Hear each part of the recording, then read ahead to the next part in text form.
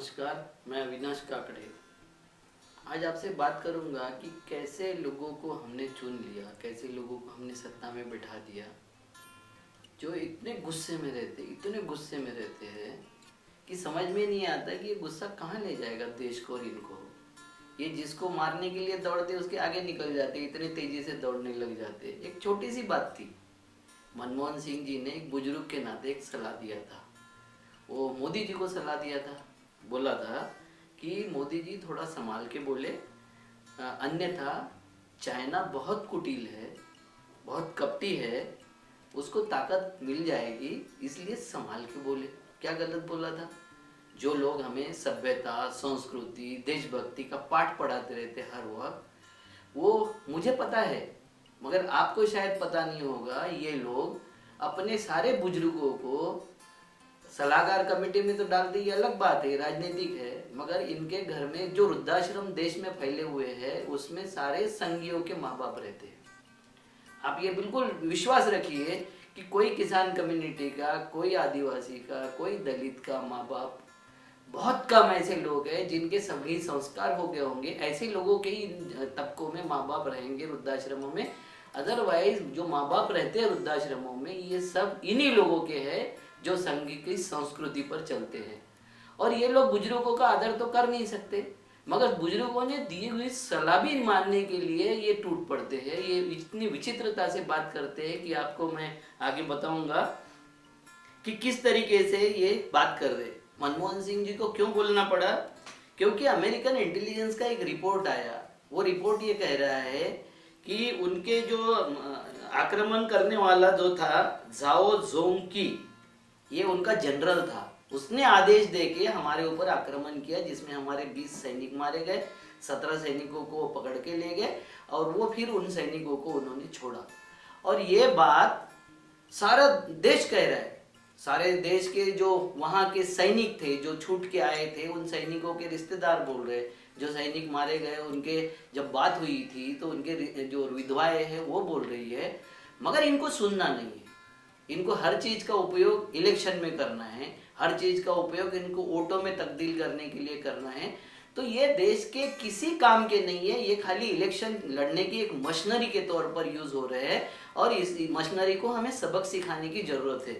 देखो, इन्होंने ये जिनके ऊपर प्रहार किया है, ये नड्डा जी ने मनमोहन सिंह जी के ऊपर प्रहार किया है। नड्डा जी, जितने साल आप कॉलेज गए होंगे ना, उससे 2 गुना डिग्रियां है उस आदमी के पास में, 2 गुना ज्यादा डिग्रियां लेके। और वो ऐसा नहीं, वो कौन थी, येल यूनिवर्सिटी, मतलब यशोदा यूनिवर्सिटी से नहीं पढ़े हैं।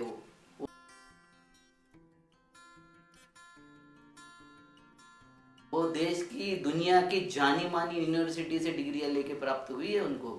आपके जैसे उनके किसी डिग्री के बारे में विवाद नहीं है। और आप खुद को क्या जननेता समझते हो क्या?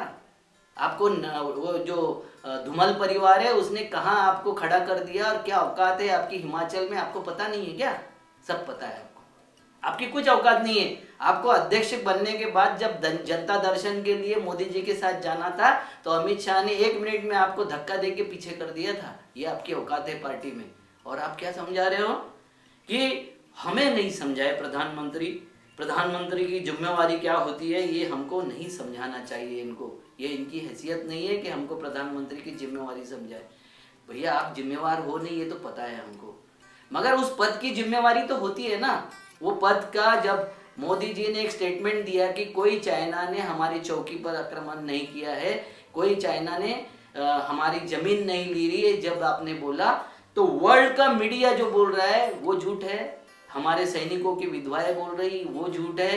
वहां से छूट के आए वो सैनिक बोल रहे वो झूठ है। लद्दाख वैली के वहां के बासिंदे, निवासी लोग बोल रहे वो झूठ है। और आपका प्रधानमंत्री जो बोल रहा है वो सच है कि रक्षा मंत्री जो बोल रहा है वो सच है? कौन सा सच है? आप आपके प्रधानमंत्री से जवाब कर सकते हो, जवाब तलब कर सकते हो, उससे सवाल पूछने की आपकी हैसियत है?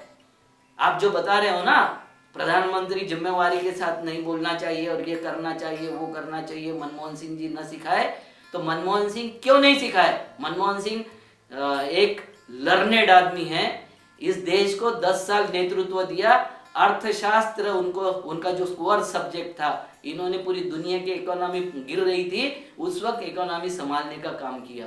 उन्होंने ऐसी इकोनॉमी बना के दिया था जो सस्टेनेबल इकोनॉमी आपके हाथ में दिया था। आपने क्या किया? उस इकोनॉमी का एक्सपेरिमेंट कर करके आपने पूरा सत्यानाश कर दिया। नोटबंदी से लेके तो लॉकडाउन तक आपने जो भी एक्सपेरिमेंट किए, सारे एक्सपेरिमेंट फेल्यूर हुए, और उसके बाद भी आप किसी की सलाह मानने को तैयार नहीं हो। आपकी हैसियत क्या है भाई? आप खुद क्या समझते हो खुद स्वयं को? गलवान वैली पूरी चली गई, गलवान वैली पे उनका कब्जा हो गया, सारा वर्ल्ड मीडिया बोल रहा है कि आपके ऊपर कब्जा कर लिया है उन्होंने। सिक्किम में भी यही हालत हुई थी हमारे सैनिकों के साथ में, और यहाँ तो मार दिए सैनिक। और उसके बाद आप बोल रहे हैं कि मनमोहन सिंह जी हमें ज्ञान न सिखाए, मनमोहन सिंह जी हमें कुछ ना बोले। अरे भैया, किसी की तो सुनो यार, देश की किसी की तो सुनो। नहीं मनमोहन सिंह जी की सुनना तो वो जो जिनकी सोल्जरों की विधवाएं जो बोल रही वो सुनो, जो सैनिक वहां से छूट के आए, मेहमान नवाजी आपके कारण जिनको करना पड़ा और वो छूट के आए उनकी सुनो, लद्दाख के निवासियों की सुनो कि सारा ब्रह्म ज्ञान आप ही को है। क्या है आप नड्डा जी?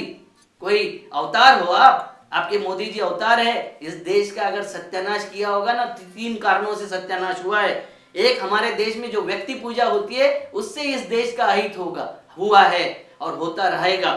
दूसरा है रसूखदारों की गद्दारी। जितने रसूखदार थे इस देश में, जो 1400 साल की गुलामी आई ना, उसमें आप जैसे रसूखदार जो थे ना वही गद्दार हुए। कभी यहाँ इस देश की जनता गद्दार नहीं हुई। अभी भी गद्दारों की लिस्ट अगर निकाल लोगे ना आप गत 20-30 सालों की, तो मुझे पता चला है कि 1762 लोग इसमें हमारे देश के सिगरेट बेचते हुए पकड़े गए। इसमें से 1500 लोग जो है वो ऊंची जातियों के, सवर्ण जातियों के थे, वो आपके ही भाई बंद थे। वो वहां से गद्दारी करके और उसी देश में भागते हुए कई आपने गद्दार देखे होंगे और हमने भी देखे हैं।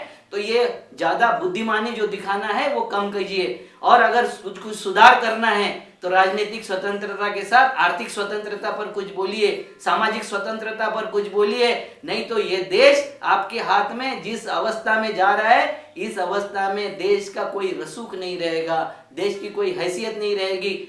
हमने जब प्रधानमंत्री बोलते थे तो हम विश्वास रखते थे। इस देश का पूरा जो मानस है वो ये मानस था कि हमारा जो प्रधानमंत्री बोलता था तो हम विश्वास के साथ उससे बात करते थे और विश्वास के साथ उसको विश्वास करते थे उसकी हर बात पर। अब विश्वास क्या होता है सचमुच? कितने प्रतिशत लोगों का मोदी के स्टेटमेंट पर विश्वास होता है? अरे उनका जो पूर्व अध्यक्ष था, अभी वर्तमान गृह मंत्री जी है अमित शाह जी, वही बोलते कि वो जुमले थे।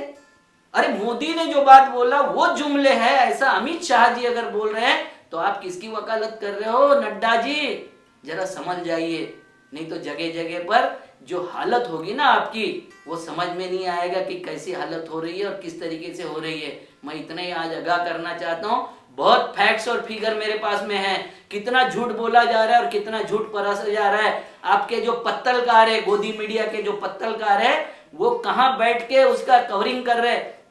लेह के सिटी में बैठ के गलवान वैली दिखाने वाले आपके पत्तलकार सच्चाई नहीं दिखा रहे हैं। देश के नागरिकों, देश की हमारे गणमान्य सदस्यों, आप ध्यान में रखिए, झूठ ज्यादा दिन नहीं चलता, सच सतह पर आ ही जाता है और गंदगी हमेशा छुपाई नहीं जा सकती। गंदगी का बदबू आना शुरू हो जाएगा और आना शुरू हो गया है। मैं इतना ही कहना चाहता हूँ।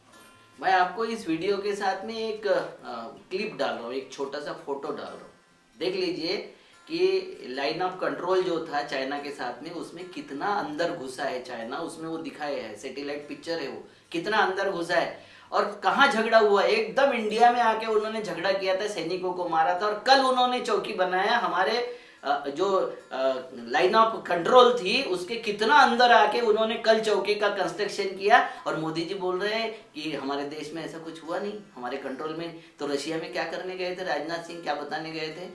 चंगा है बताने गए थे? क्या करते हो भाई, समझ जाओ यार। देश मत बिकने दो, मत बेचो देश को, हमको भी रहने दो और आप भी रहो।